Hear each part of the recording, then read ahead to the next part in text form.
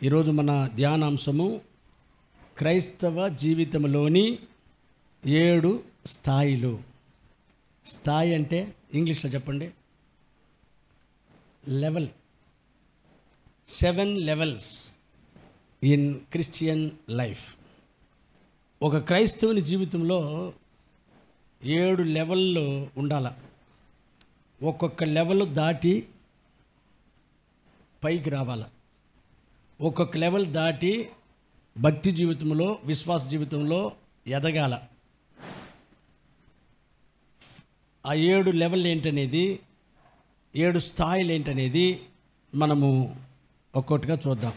మొదటి స్థాయి, క్రిస్టియన్స్గా ఉండేవాళ్ళు దేవుని బిడ్డలుగా ఫస్ట్ లెవెల్కి రావాల. క్రైస్తవులంతా దేవుని బిడ్డలు కాదు. చాలామంది అనుకుంటున్నారు మనం క్రైస్తవులమే కదా, మనం దేవుని బిడ్డలమే కదా అనుకుంటున్నారు. అట్లా లేదు. అది ఒక అనుభవం. ఆ అనుభవంలోనికి వస్తేనే దేవుని బిడ్డలుగా మారగలం. క్రైస్తవులైనా సరే, క్రైస్తవులు కానులైనా సరే ఆ అనుభవంలోనికి రావాలి. అదేంటి అనుభవము అంటే, యోహాను సువార్త 1వ అధ్యాయం 12వ వచనంలో యేసు ప్రభు చెప్తారు ఆ అనుభవాన్ని. ఏం చెప్తున్నారంటే, దేవుని మీద ఎవరైతే విశ్వాసం పెట్టి వాళ్ళ యొక్క జీవితంలోనికి, హృదయంలోనికి అంగీకరిస్తారో వారు దేవుని బిడ్డలమి అని చెప్పుకుంటానికి దేవుడు అధికారం ఇస్తాడంట. ఈ అనుభవంలోనికి రాకుండా మనమైతే చెప్పుకోవచ్చు, నేను దేవుని బిడ్డనే, నేను దేవుని బిడ్డనే, నేను చర్చికి పోతాను లేదా, నేను ఒక క్రిస్టియన్ ఫ్యామిలీలో కదా పుట్టింది, నేను దేవుని బిడ్డనే అని మనం చెప్పుకోవచ్చు. అయితే యేసుక్రీస్తు ప్రభువారు ఇక్కడ ఏం చెప్తున్నాడంటే, విశ్వాసం కలిగిన మీరు మీ హృదయంలోనికి దేవుణ్ణి అంగీకరించాలా, చేర్చుకోవాలా, అప్పుడే మీరు దేవుని బిడ్డలు అని ఆ అనుభవాన్ని చెప్తున్నారు. దేవుణ్ణి మన హృదయంలోకి చేర్చుకోవాలంటే ఏం చేయాలా? మారు మనసు పొందాలి. మారు మనసు పొందటం అంటే ఏమిటి? మారు మనసు పొందటము అంటే చిన్నతనం నుంచి తెలుసో తెలియకో మనం చేసినటువంటి తప్పులు, ఒప్పులు, పాపాలు, దోషాలు దేవుని దగ్గర పశ్చాత్తాపంతో ఒప్పుకొని వదిలిపెట్టి దేవుణ్ణి మన హృదయంలోనికి చేర్చుకోవటం, అది మారు మనసు. మనం మారు మనసు పొందినామంటే మన మనసు మారిపోతుంది.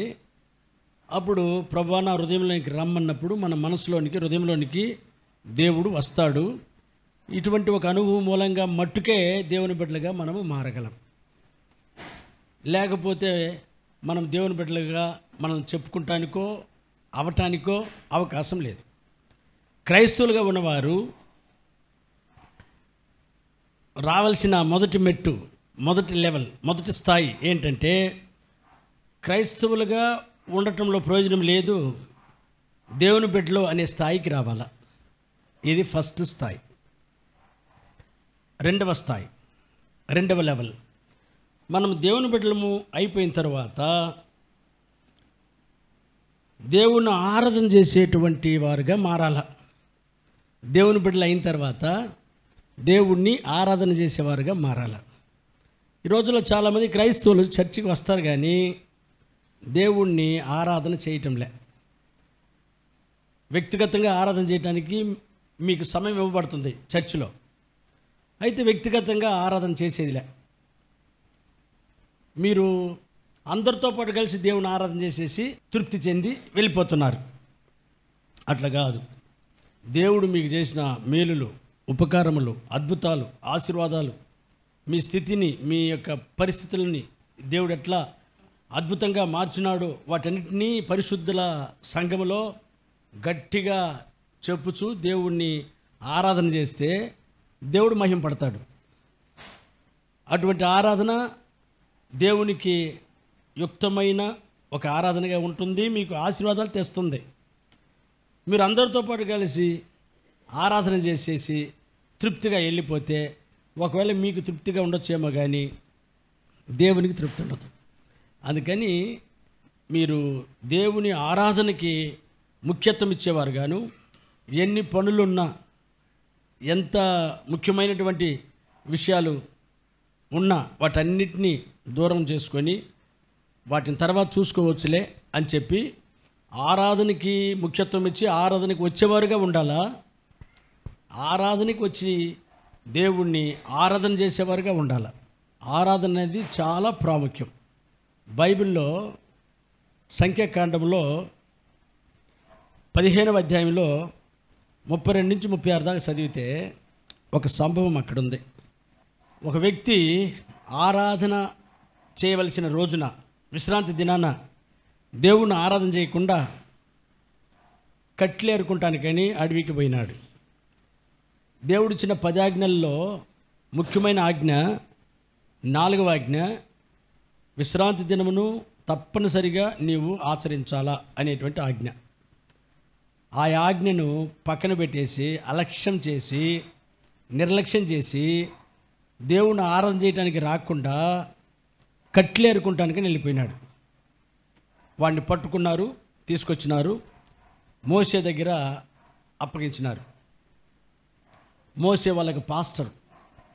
ఆయన దేవుని దగ్గర అడుగుతాడు, ప్రభా, వీడు ఆరాధనకి రాకుండా నీ ఆజ్ఞల్ని లక్ష్య పెట్టకుండా కట్లేరుకుంటానికి వెళ్ళిపోయినాడు, వీడి విషయంలో నువ్వేం చెప్తావు ప్రభా అని ప్రార్థన చేస్తే దేవుడు అంటాడు, రాళ్లతో కొట్టి చంపేసేయమంటాడు. అంటే ఆరాధనకి దేవుడు అంత ముఖ్యత్వం ఇస్తున్నాడు. దేవునికి ఆరాధన అనేది అంత ముఖ్యంగా మనం చెయ్యాలా అని దేవుడు ఎదురు చూస్తున్నాడు. కనుక మనము రక్షించబడిన తర్వాత, దేవుని బిడ్డలం అయిన తర్వాత ఎన్ని పనులున్నా, ఎంత ముఖ్యమైనటువంటి బిజీ ఉన్నా వాటన్నిటి తర్వాత చూసుకోవచ్చును. దేవుని ఆలయానికి పోయి దేవుని చేసిన మేలుల కొరకు నా స్తుతి స్తోత్రాలు ప్రభు సన్నిధిలో సమర్పించాలా అని చెప్పి ఆసక్తితో సంతోషంగా దేవుని ఆలయానికి రావాలా, వచ్చి కూర్చొని వెళ్ళిపోకూడదు. ఆరాధన చేయాలా. దేవుడు చేసిన మేలులను, ఉపకారములను, అద్భుతాలని సంఘము మధ్య స్తుతించి గట్టిగా దేవుని ఆరాధన చేసి పోవాలా, దేవుని మహిమపరచాల. కాబట్టి మనము దేవుని బిడ్డలమైన తర్వాత రెండవ స్టెప్ ఏంటంటే, రెండవ లెవెల్ ఏంటంటే, దేవుణ్ణి ఆరాధన చేసేదానికి ఆసక్తి కలిగిన వారుగా ఆలయానికి రావాలా, దేవుణ్ణి ఆరాధన చేయాలా. ఇది రెండవ విషయం. క్రైస్తవుని యొక్క జీవితంలో మూడవ స్థాయి, మూడవ లెవెల్ ఏమిటంటే, దేవుని బిడ్డలమైన మనము రక్షించబడినాము, దేవుని బిడ్డలం అయిపోయినాము, దేవుని బిడ్డలం అయినాము అనేది అపియరెన్స్లో మనం దాన్ని చూపించాలి. అంటే మనం చూసినప్పుడే వీళ్ళు దేవుని బిడ్డలాగా ఉందే అని ఇతరులకు అనిపించాల. మన డ్రెస్ కోడ్ ఆ విధంగా ఉండాలి. మన యొక్క హెయిర్ స్టైల్ కానీ, మన యొక్క డ్రెస్ కానీ, మన యొక్క అపియరెన్స్ అంటారు, అంటే మన యొక్క పై రూపము ఆ విధంగా మార్చుకోవాలా. చాలామందిని మీరే చూసుంటారు, వాళ్ళు దేవుని బిడ్డలు అంటారు, క్రైస్తవులు అంటారు, ఆలయానికి వెళ్ళేటప్పుడు వాళ్ళని చూస్తే వాళ్ళ డ్రెస్సు చాలా అసహ్యంగా ఉంటుంది, చాలా చూడబుద్ధి కావటం లేదు. అటువంటి డ్రెస్సు స్త్రీలు తొడుక్కొని ఆలయానికి పోవటం మీరు గమనించి ఉంటారు. అట్లా ఉండకూడదు. నేను కూడా రక్షించబడక ముందు నా యొక్క డ్రెస్సు చాలా వయ్యారంగా ఉంటుంది. బ్యారల్ బెల్ట్స్ అని, డబుల్ స్టెప్ కటింగ్ అని, ఇంకా చాలా స్టైల్గా ఉండాలని నాకు ఆశ. అట్లా ఉండేవాడిని. యేసుప్రభుని నమ్ముకున్నాను. నాకు యేసుప్రభు గురించి ఒక అంకులు చెప్పినారు ఆ చర్చిలో. చెప్పి మన జీవితం ఏంటో, మనం గురించి, పరలోకం గురించి, నరకం గురించి, దేవుని గురించి, వీటన్నిటి గురించి, మారు మనసు గురించి చెప్పినారు. సువార్త విన్న తర్వాత నా మనసులో ఆ రాత్రే దేవునికి నన్ను సమర్పించుకున్నాను. చర్చిలో ప్రార్థన చేసుకున్నాను. ఆ అంకులు నాకు ప్రార్థన చేసినారు, పంపించినారు. అప్పుడు నా అవతారం ఎట్లుందంటే, డబుల్ స్టెప్ కటింగ్, బాగా ఇక్కడ దాకా ఉంటాయి వెంట్రుకలు. తర్వాత నా దువ్వకం కూడా చాలా స్టైల్గా ఉండేది. తర్వాత బ్యారల్ బెల్స్ అని చెప్పి అప్పట్లో 1980 సంవత్సరం బ్యారల్ బెల్స్ అని ప్యాంటు, అదొక స్టైల్ అయిన ప్యాంట్, అది షర్టు స్టైల్గా ఉండేది. ఇట్లా ఉన్నది. ఆయన వాక్యం చెప్పినారు, దేవుని నమ్ముకున్నాను, ఇంటికి వచ్చేసినాను. మరుసటి రోజే పోయేసి కటింగ్ చేసుకున్నాను, ఈ స్టైల్గా ఉన్న వెంట్రుకలన్నీ తీసేసినాను.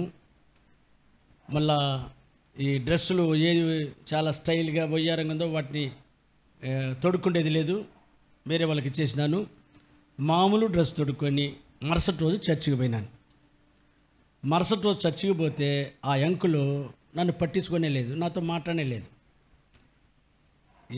నాకు ఏంది అంకులే కదా నాకు వాక్యం చెప్పింది, ఆయన చెప్పిన వాక్యం వినే కదా నేను దేవుని బిడ్డగా మారింది, ఏంది ఈరోజు అంకుల్ చూసి చూడటకి వెళ్ళిపోతున్నాడే అనుకున్నా.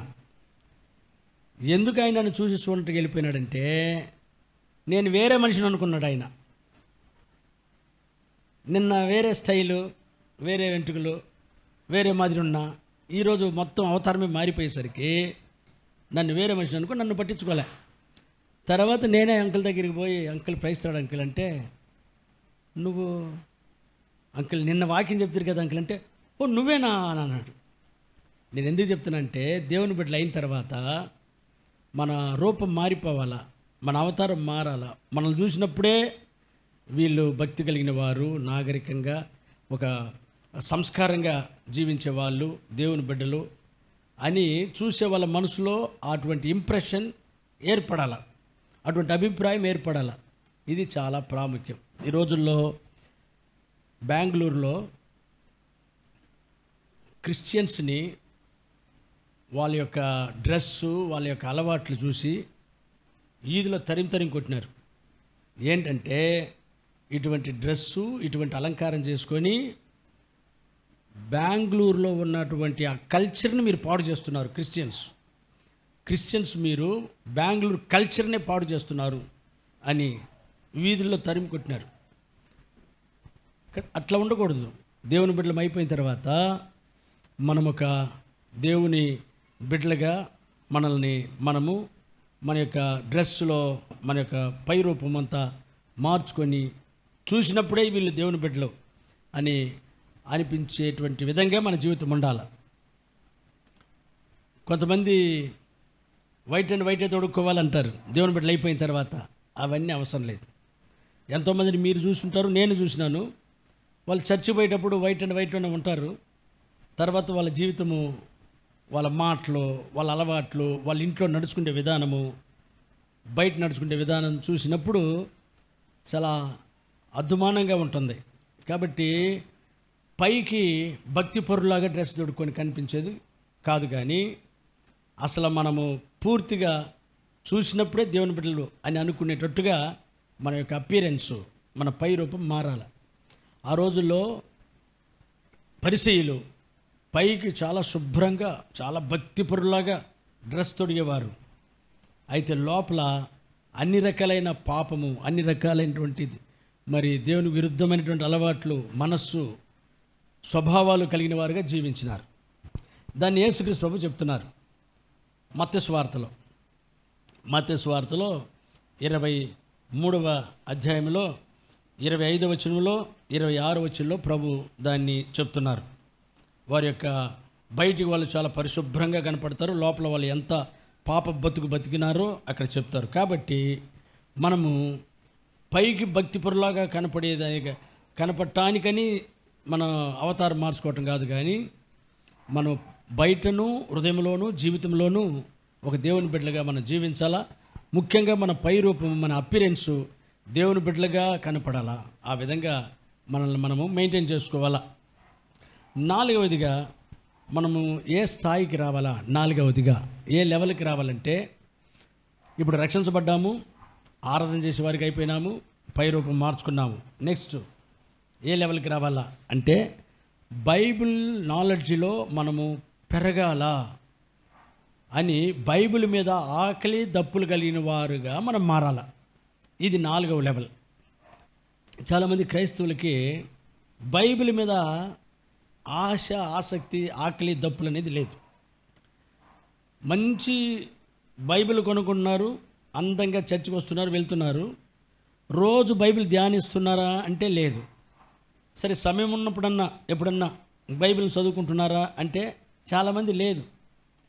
ఆ మీటింగ్ తీసుకొస్తారు, బైబిల్ చేత పట్టుకొని మీటింగ్లో చెప్పేటప్పుడు ఓపెన్ చేసి చూస్తారు. మీటింగ్ అయిన తర్వాత తీసుకెళ్ళిపోయి షెల్ఫ్లో పెట్టేస్తారు, ఇంకంతే. కనుక అట్లా ఉండకూడదు. మనకి బైబిల్ మీద ఒక ఆకలి, దప్పులు రావాలా. ఇది 4వ లెవెల్. బైబిల్ని మనము ఎక్కువగా చదివేవారుగా ఉండాలా. బైబిల్ నాలెడ్జ్లో మనం పెరగాల. ఇది ఏ దేవుని చిత్తము అని 1 తిమోతి 2వ అధ్యాయము 4వ వచనంలో ఉంటుంది. మీరు రక్షించబడాలా, దేవుని గురించినటువంటి అనుభవ జ్ఞానము, బైబిల్ జ్ఞానము కలిగి ఉండాలా. ఇది ఏ దేవుని చిత్తము అని అక్కడ మనం చదవగలం. చదువుతారు, వినండి. 1 తిమోతి 2:4. మనుషులందరూ రక్షణ పొంది సత్యమును గూర్చిన అనుభవ జ్ఞానము గలవారై ఉండవలనని చిత్తగించి ఉన్నాడు. సరేనా? మనుషులందరూ రక్షించబడాలా. రక్షించబడిన తర్వాత సత్యమును గురించినటువంటి అనుభవ జ్ఞానం కలిగిన వారుగా వాళ్ళు తయారవ్వాలా. సత్యం నేర్చుకోవాలా. సత్యమును వాళ్ళ అనుభవంలోకి తీసుకునేవారుగా మారాలా అని దేవుడు చిత్తగించి ఉన్నాడు. అది దేవుని చిత్తమై ఉంది. కనుక మనం బైబిల్ని బాగా చదివేవారుగా మారాలా. రక్షించబడిన తర్వాత మంచిగా మనకు సమయం ఉన్నప్పుడంతా బైబిల్ చదివేవారుగా మారాలా. ప్రతి ఉదయము బైబిల్ని చదివి ధ్యానించే అలవాట్లోనికి మనం రావాలా. బైబిల్ మనం చదవలేదనుకోండి, ఒక 3 నష్టాలు చెప్తాను చూడండి. బైబిల్ కానీ మనము చదివి ధ్యానించి బైబిల్ జ్ఞానంలో, దేవుని వాక్యపు జ్ఞానంలో మనం పెరగకపోయినామంటే మనం చేసే కార్యాలన్నింటినీ చాలా మిస్టేక్స్గా మనం ప్రవర్తిస్తాం, మిస్టేక్గా మాట్లాడతాం, మిస్టేక్గా తీర్మానాలు చేస్తాం. ఆ మాట చదువుదాం.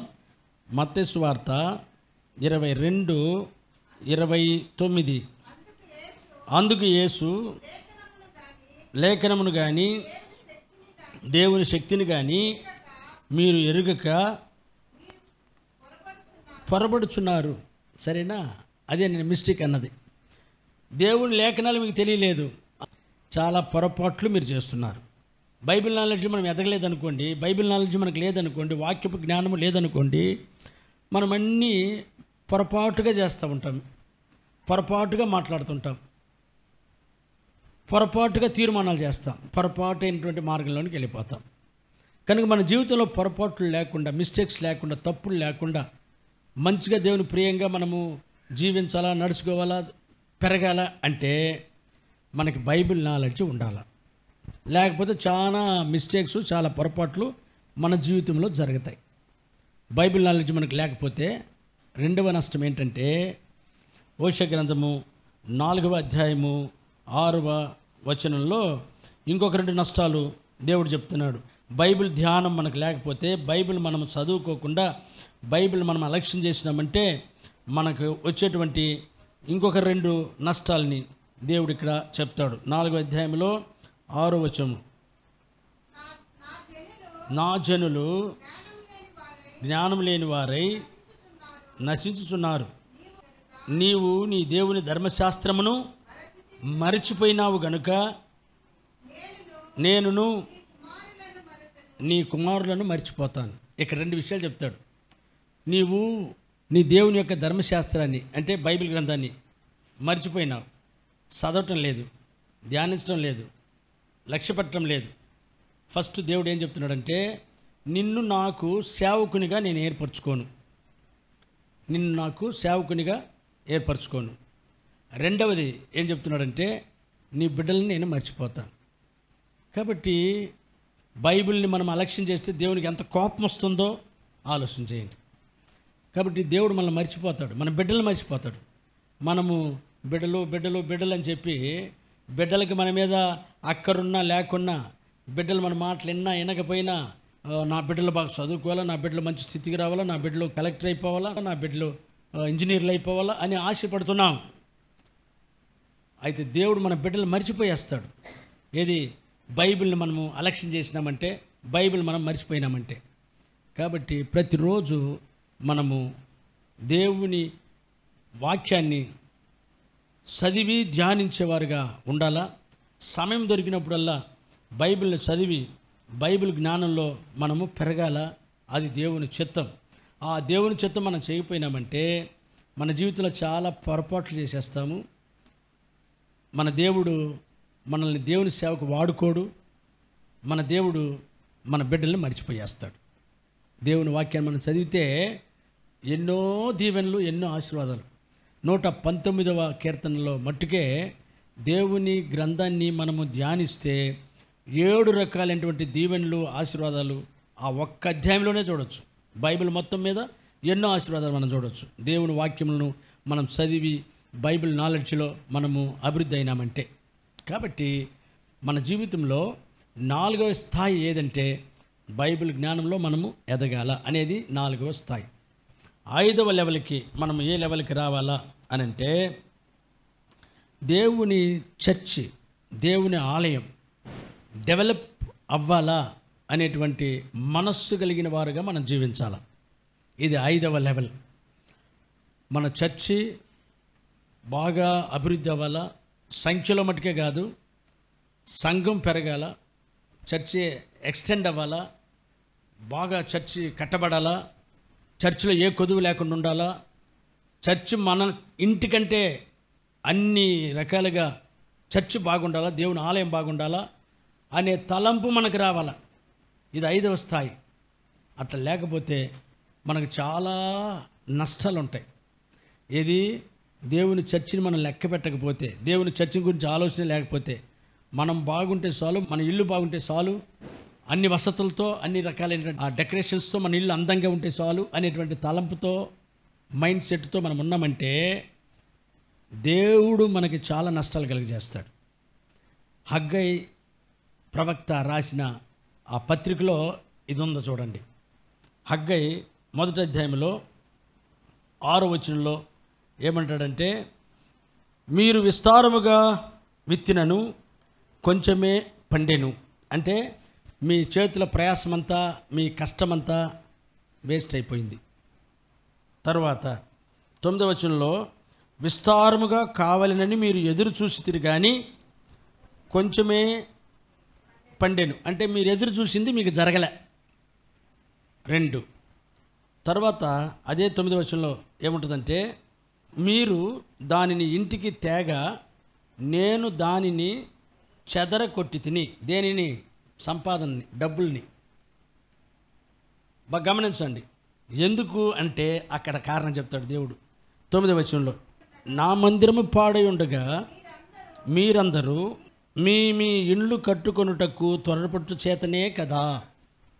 ఎందుకంటే నా మందిరం గురించి మీకు అక్కర లేకుండా మీ ఇంటిని మటుకు మీరు కట్టుకోవాలని ఆతురత పడుతున్నారు, అందంగా డెకరేషన్ చేయాలని కూడా ఆశపడుతున్నారు అని ఈ కారణాన్ని దేవుడు ఇక్కడ చెప్తున్నాడు. ఇంకా 4వ వచనం చూస్తే ఇంకొంచెం డీటెయిల్ ఉంది. అందుకు యెహోవా, మీరు సరంబి వేసిన ఇండ్లలో నివసించుటకు ఇది సమయమా? మందిరం పాడై ఉంటే మందిరాన్ని పట్టించుకోకుండా సరంబి వేసిన ఇళ్లలో మీరు జీవించాలని ఆశపడుతున్నారు. ఇంగ్లీష్లో లగ్జూరియస్ హౌసెస్లో లగ్జూరీగా ఉండాలా, ఇళ్ళల్లో ఇంట్లో ఏది కొదువు లేకుండా ఉండాలా, అందంగా ఉండాలా, అన్నీ ఉండాలా అని ఆలోచన చేస్తున్నారు. నా మందిరం పాడై ఉంటే మందిరాన్ని మీరు పట్టించుకోకుండా అని దేవుడు ఇక్కడ అంటున్నాడు. కాబట్టి మనము బైబిల్ నాలెడ్జ్లో పెరిగిన తర్వాత నెక్స్ట్ మనం ఏ స్థాయికి రావాలంటే దేవుని మందిరం గురించి తలంపు కలిగిన వారుగా మారాలా. దేవుని మందిరము అందంగా ఉండాలా, దేవుని మందిరంలో పెద్దగా ఇంకా కట్టబడాలా అని మందిరం గురించిన ఒక తలంపు కలిగిన వారుగా మనం ఉండాలా. ఇది 5వ స్థాయి. మందిరాన్ని పట్టించుకోకుండా లగ్జూరియస్గా మనం బతకాలా, మన ఇంట్లో అన్నీ ఉండాలా, అంతా అందంగా ఉండాలా అనేటువంటి తలంపుతో మట్టుకే మనం జీవించినామంటే ఇక్కడ దేవుడు చెప్తున్నాడు 3 విషయాలు మీరు గమనించినారా? ఏం చెప్తున్నారంటే, మీరు విస్తారంగా విత్తినా కానీ కొంచెమే కోస్తున్నారు. అంటే మీ ప్రయాసమంతా వేస్ట్ అయిపోతుంది, నష్టమైపోతుంది ఫస్ట్. తరువాత మీరు ఎదురు చూసింది మీకు జరగదు. మూడవదిగా మీరు ఒకవేళ ఎట్లాగో మీ డబ్బులు పోగు చేసుకొని సంపాదించుకొని ఏదైనా ఒక ఉపాయం చేసి మీరు తెచ్చినా దాన్ని నేను చెదరగొడతాను. మీరు తెచ్చిన డబ్బు చిల్లా పిల్లలు అయిపోతుంది. దాన్ని మీరు అనుకున్న ప్రకారంగా మీరు దాంతో ఏమీ చేయలేరు. మీరు అనుకున్నది ఏది దాని ద్వారా జరగకుండా దాన్ని నేను చెదరగొడతాను అంటున్నాడు. కనుక మనము దేవుని మందిరం గురించి ఒక తలంపు మనకు ఉండాలి. దేవుని ఆలయం గురించి మనకు ఒక తలంపు ఉండి, దేవుని ఆలయములో నా ఇంటికంటే దేవుని ఆలయం ముఖ్యము, దేవుని ఆలయం అలంకారంగా ఉండాలా, దేవుని ఆలయము పెద్దగా మంచిగా దేవుని ఆలయం ఏ కొదువు లేకుండా ఉండాలా అనే తలంపుతో మనము దేవుని మందిరంలో మనం నడుచుకున్నామంటే, చేసినామంటే ఎన్నో రకాలైన దీవెనలు ఉంటాయి. దీనికి ఒక ఉదాహరణ బైబిల్లో ఒక వాక్యం చెప్తాను చూడండి. 1 రాజులు 9వ అధ్యాయంలో 1వ వచనము, 2వ వచనము, 5వ వచనము మనం చదివితే, దేవుని మందిరం మీద అక్కర కలిగిన వారంగా ఉంటే, దేవుని మందిరం గురించినటువంటి ఒక ఆసక్తి మనకుంటే మనకి ఎంత ఆశీర్వాదమో అక్కడ మనము చదివితే అర్థమవుతుంది. సొలొమోను యెహోవా మందిరాన్ని కట్టినాడంట. 1వ వచనంలో అది ఉంది. 2వ వచనంలో ఏముందో చూడండి.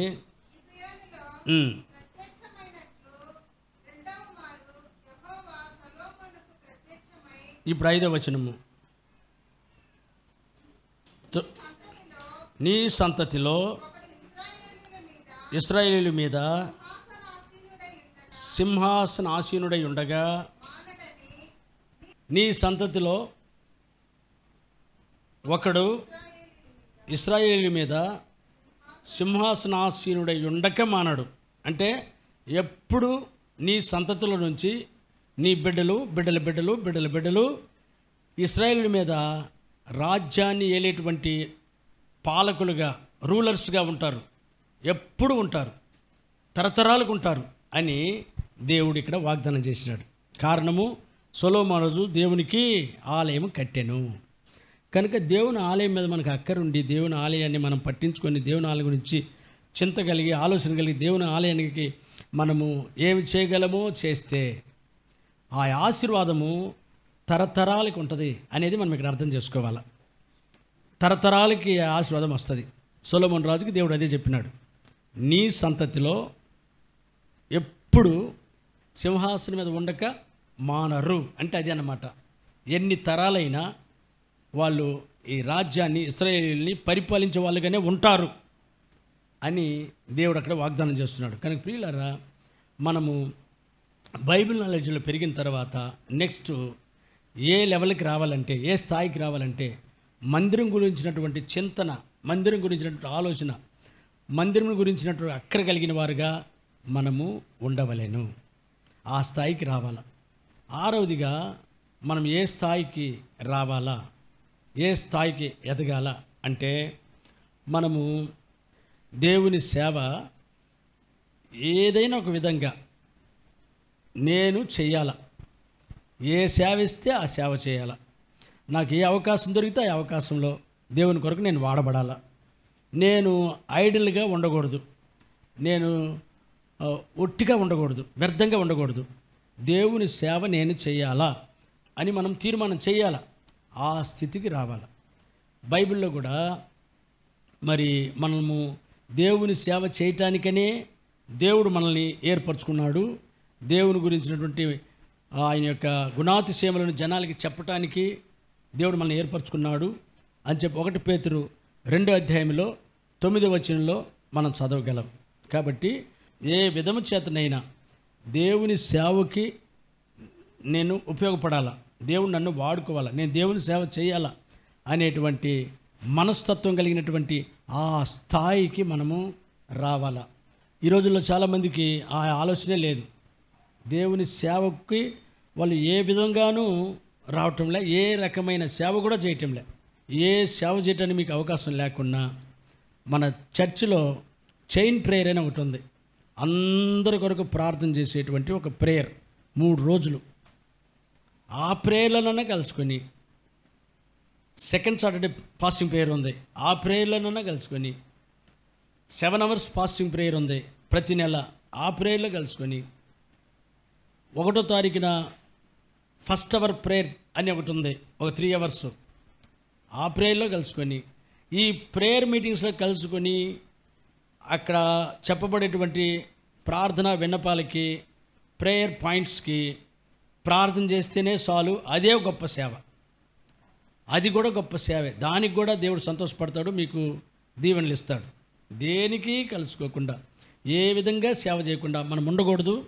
దేవుని కొరకు ఏదో ఒక రకంగా నేను ఉపయోగపడాలా, తుప్పు పట్టిపోకూడదు, దేవుని సేవ చేయాలా అనేటువంటి ఆ స్థాయిలోనికి మనము రావాలి. ఇది 6వ స్థాయి. 7వ స్థాయి ఏంటంటే, 7th లెవెల్ ఏంటంటే, మనం రక్షించబడినప్పుడు ఎంత భక్తి శ్రద్ధలతో జీవించినామో, ఎంత ఆసక్తిగా దేవుని కొరకు ఉన్నామో, ఎంతగా దేవుని కొరకు సమర్పించుకొని సాక్షిగా జీవించినామో, దాని నుంచి ఏ కారణాన్ని బట్టి కూడా మనము చల్లబడిపోకూడదు, తగ్గిపోకూడదు, మారిపోకూడదు. ప్రకటన గ్రంథంలో 2వ అధ్యాయంలో 4వ వచనంలో చెప్తాడు, మొదట్లో అంటే రక్షించబడిన కొత్తలో, దేవుని నమ్ముకున్న కొత్తలో, బాప్తిజం తీసుకున్న కొత్తలో ఎంతో ప్రేమతో ఉంటివి, ఎంతో ఆసక్తిగా ఉంటివి, ఇప్పుడు అదంతా వదిలేసినావు. నిజమే కదా. చాలామంది దేవుని బిడ్డలు రక్షించబడిన తర్వాత, బాప్తిజం తీసుకున్న కొత్తలో చాలా మంచి మంచి తీర్మానాలతో జీవిస్తారు. నేను డైలీ బైబిల్ చదవాలా, నేను రోజు గంట సేపైనా ప్రార్థన చేయాలని తీర్మానం చేసుకొని చేసేవారు. ఇప్పుడు లేదు. అన్ని మీటింగ్కి పోవాలని తీర్మానం చేసుకొని అన్ని మీటింగ్కి పోయేవారు. ఇప్పుడు లేదు. దేవుని కొరకు నేను సాక్షిగా జీవించాలా, ఏమైనా సరే దేవుని యొక్క నీతి భక్తి నుంచి నన్ను మారకూడదు, దేవుని భక్తిలో సాక్ష్యంగా జీవించే విషయంలో ఏం జరిగినా సరే నేను నా సాక్ష్యాన్ని కాపాడుకోవాలా అనేటువంటి తీర్మానంతో ఉండేవారు. ఇప్పుడు దాంట్లో కూడా మార్పు. ఇట్లా మరి క్రైస్తవులు చాలామంది ఈ విధంగా జీవిస్తున్నారనేది వాస్తవం.